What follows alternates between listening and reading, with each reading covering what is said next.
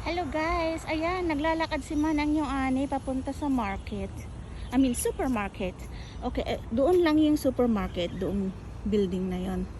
Tapos, doon ako nakatira. So, umikot lang ako at dumaan ako dito sa likod.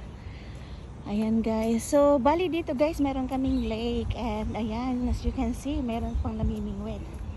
Pag gabi ka dito dumaan guys, ang daming mga namimingwit dito banda. Ayan. Di ba ang ganda?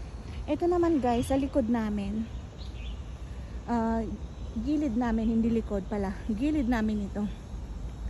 Dito yung mga vilya. Ayan ang mga vilya yan. Iisang may-ari yan. Diyan nakatira yung mga mayayaman. Yan. Mga yayamanin.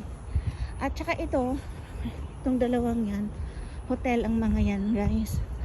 Tapos doon sa baba ng hotel, doon may supermarket. So, ang sarap maglakad-lakad dito kapag hapon or gabi. Napaka fresh air. Especially ngayon autumn na guys, autumn. Ayan.